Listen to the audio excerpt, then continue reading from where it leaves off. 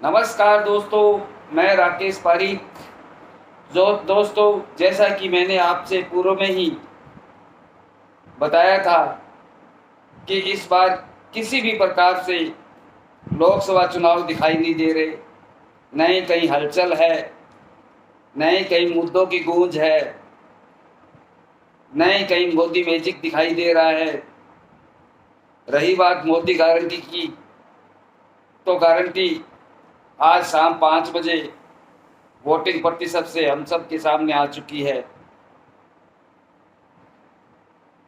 ऐसा राजस्थान में ही नहीं हुआ, बाकी जो बड़े राज्य हैं उनमें भी 55, 56 से ऊपर किसी जगह पे मतदान आज शाम 5 बजे तक नहीं हुआ था। ज़्यादा ही देखा जाए तो शेष 5 से 6 बजे के मध्य हो सकता है 2 से 2.5% वोटिंग और बढ़ जाए। इस तरह यह माहौल देख करके यूं लग रहा है कि शहरी मतदाताओं ने इस बार वोटिंग से किनारा किया है। मुझे तो इसका मूल कारण कुछ इस प्रकार भी लग रहा है कि कल जब यह मुद्दा जस्टिस खन्ना की कोर्ट में वीवीपैट और ईवीएम से रिलेटेड उठा, जबकि यह 2020 का मामला है ईवीएम और वीवीपैट के मिलान का, लेकिन ये कल ही ऐसी क्या पता पड़ी कि 19 तारीख को चुनाव है और 18 तारीख को इस मुद्दे की सुनवाई हो रही है। यह काम तो बहुत पहले हो जाना चाहिए था। दूसरी तरफ कुछ ट्वीट आए कि वोट कहीं डालो, वोट तो एक जगह ही जाना है। इस तरह के ट्वीट भी आए, कुछ पेपरों की कटिंग भी ट्वीट के साथ दिखाई गई। तो पब्लिक इससे भी काफ़ी मायूस हुई है। दूसरी तरफ शहरी मतदाता शायद जो भारतीय जनता पार्टी की तरफ से पीछे चुनाव लड़ने का जो तरीका था वो शायद अब पब्लिक बोर हो चुकी है, इसलिए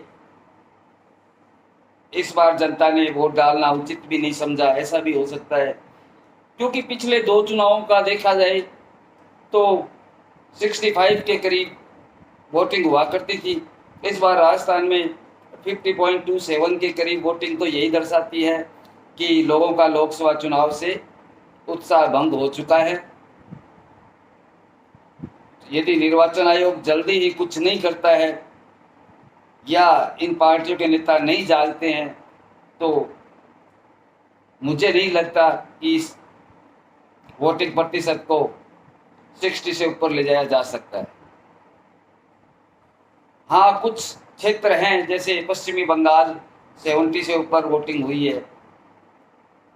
शेष देखा जाए यूपी में भी 55 के आसपास ही बताई जा रही है। राजस्थान की बात करें तो सर्वाधिक वोटिंग 60% श्री गंगानगर में ही हुई है। इसके अलावा बीकानेर में 48.87% हुई है।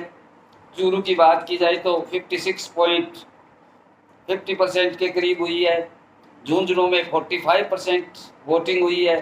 सीकर में 49% वोटिंग हुई है।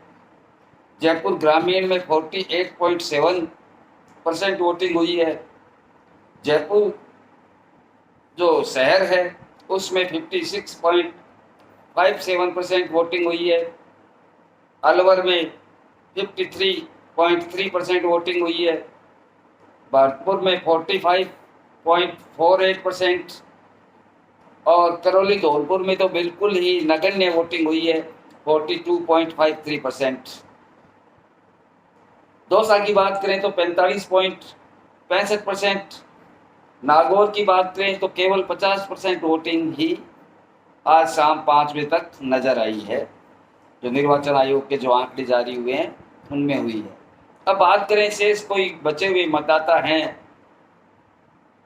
मतदान केंद्र पर पहुंच चुके हैं, तो वो 2 से 2.5% और मान लिए जाते हैं, फिर भी यह वोटिंग परसेंट 52-53% से ऊपर जाने की कोई संभावना मुझे नहीं लगती।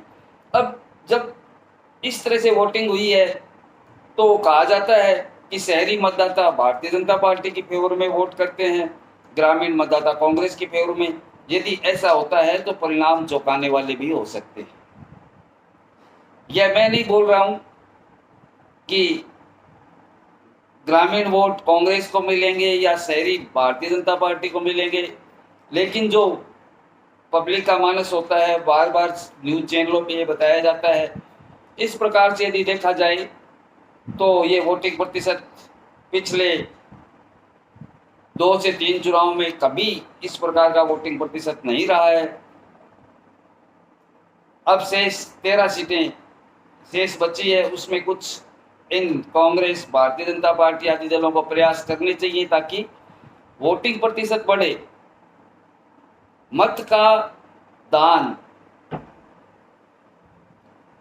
मतदान करना आम नागरिक का अधिकार है। यदि मत ही नहीं डाले जाएंगे तो फिर सरकार निरंकुश होगी।